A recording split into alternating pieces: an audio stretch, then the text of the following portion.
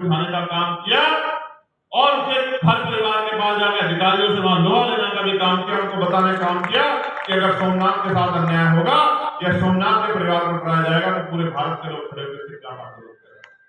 जब जब जहां जहां मेरी आवश्यकता आपको पड़ी, चाहे बोध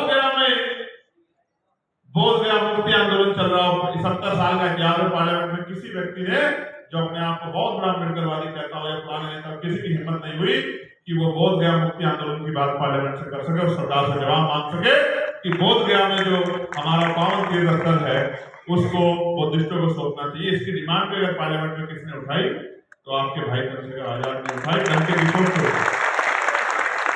एक ही तो जीवन है, मैं सोचता हूँ एक ही जीवन है, चाहे डर के जी लो चाहे लड़ के जी लो, चाहे घुटने टेक के समझौता कर लो चाहे सामने से आंख से आंख मिला के लड़ लो। और मेरा नाम चंद्रशेखर, इतिहास भारत का कहता है कि चंद्रशेखर आजाद ने कभी घुटने नहीं टेके।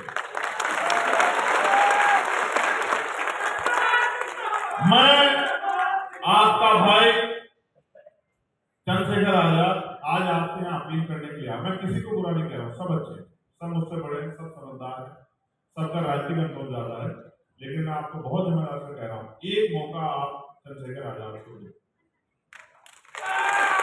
अगर एक मौका आपने चंद्रशेखर आजाद को दिया तो मैं आपको लिख के देता हूँ कि वो एक एक आदमी, एक एक चंद्रशेखर आजाद हर गांव तक हम लोग तैयार करने का काम करेंगे, जो जिसके लिए महापुरुषों का आंदोलन पहले होगा और अपना निजी जीवन बाद में होगा, वो अपने महापुरुषों के आंदोलन के लिए खून का कतरा कतरा कुर्बान कर देगा, लेकिन आपसे धोखा नहीं करेगा। मैं आपको इस बात का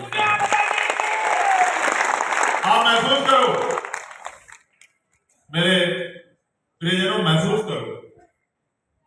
बाबा साहब ने कहा गुलाम को गुलामी का एहसास करा दो, अपनी बेटी अस्वर काट लेगा।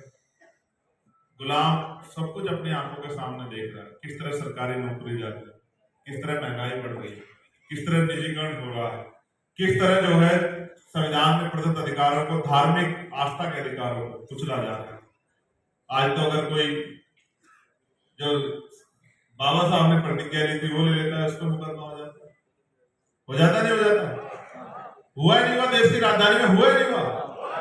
तो आप महसूस करके देखो कि क्या स्थिति बन गई है। मुस्लिम समाज के लोग हमारे बैठे, जब एनआरसी का मामला आया तो चंद्रशेखर आजाद खड़ा, सब नेता जिनको आपने वोट देके, जिनको जो खुद को सेकुलर कहते हैं, वो सब घर में सर्दी का समय तक पढ़कर सो रहे थे और वहां जमा मस्जिद की सीढ़ियों पर खड़े होकर चंद्रशेखर आजाद लड़ रहा था, जेल काट कर जब एनआरसी का मामला हुआ, जब यहाँ कोल्हापुर में मस्जिद तोड़ी गई, आजाद समाज पार्टी भीम आर्मी के लोग थे जो वहीं कोल्हापुर जाके जिन लोगों को इतना बड़ा नुकसान हुआ उनकी आवाज उठाने का काम कर रहे थे, उनके साथ खड़े होते कह रहे थे कि अपने आप को अकेला मत, हम संविधानवादी लोग हैं, हम नहीं कमजोर के साथ खड़ा हो। कोई ऐसा मामला नहीं है देश भर में, चाहे कि मोबिलिटी हो, चाहे बरेली का मामला हो, चाहे रामपुर का मामला हो, चाहे संभल का मामला हो, कोई एक ऐसा मामला नहीं जिसमें मुस्लिम भाइयों के तरफ, सिख भाइयों के साथ, क्रिश्चियन भाइयों के साथ, बुद्धिस्ट भाइयों के साथ अन्याय हुआ और हम लोगों को आवाज करने का मामला है। कोई ऐसा मामला नहीं।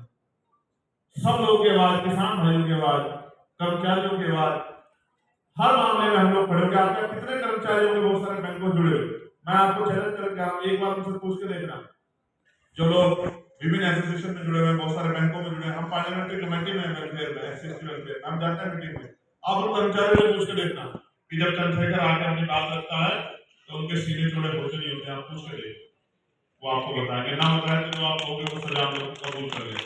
अगर कोई और आया और मीटिंगों में बता सकता है कि जिस समय चंद्रशेखर का नंबर आता है तो बड़े से बड़े अधिकारी बगले भाग लगते हैं, कोई इधर की तरफ को भागता है, उधर की तरफ को भागता है, बदतमीजी करता है और कोई सर सोल्यूशन पर आता है, क्योंकि पढ़ा लिखा व्यक्ति जब सवाल पूछता है तो फिर सवाल का जवाब देना आसान नहीं है, फिर आपको उठा नहीं कर कोई ऐसा नहीं है। सब जानते हैं कितने बैंकों का मामला हो, कितनी यूनिवर्सिटियों का मामला हो, और मैं गया हूँ पार्लियामेंट्री कमेटी के टूर में, मैं ऑथेंटिक बात कह रहा हूँ, मैं गया हूँ झारखंड की मीटिंग में गया हूँ, मैं तेलंगाना की मीटिंग में गया हूँ, मैं केरला की मीटिंग में गया हूँ, मैं हिमाचल की मीटिंग में गया हूँ, हरियाणा की में गया हूँ, चंडीगढ़ की मीटिंग में गया हूँ। आप पूछ के देखना, आपका कोई अधिकारी, रिश्तेदार, दोस्त को आप पूछ के देखना, मैं अभी रायपुर गया था, पूछ के देखना कि जब चंद्रशेखर अपनी बात रखता है तो फिर गलत करने वालों के चेहरे पर पसीने कैसे आते हैं, पूछ के देखना। मैं लोकसभा का जब तक मेंबर रहूंगा आपके आवाज को पार्लियामेंट में कोई दबा नहीं सकता। आपने एक चंद्रशेखर तैयार किया इधर को, या इधर को, किधर आगे बढ़ना बताओ। जिधर आप कहोगे उधर ही बढ़ जाएंगे हमारे भाई, आप कहोगे इधर को बढ़ना इधर बढ़ेंगे, आप कहोगे इधर को इधर को, आप कहोगे इधर को इधर को। मैं सच कह रहा हूं, बहुत बहुत जिम्मेदार से कह रहा हूं, मेरी बात पे गौर करना। आपने एक चंद्रशेखर तैयार किया तो पार्लियामेंट में आपके हर विषय को उठाने का काम करते हैं।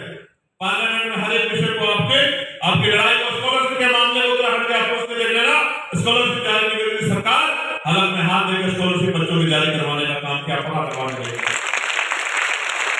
कोई ऐसा मामला नहीं है जिसके लिए हम लोग आवाज नहीं उठाते। लेकिन आप सोचो, अगर इस देश में मेरे रहते 10-20 चंद्रशेखर आपने तैयार कर दिए तो क्या होगा,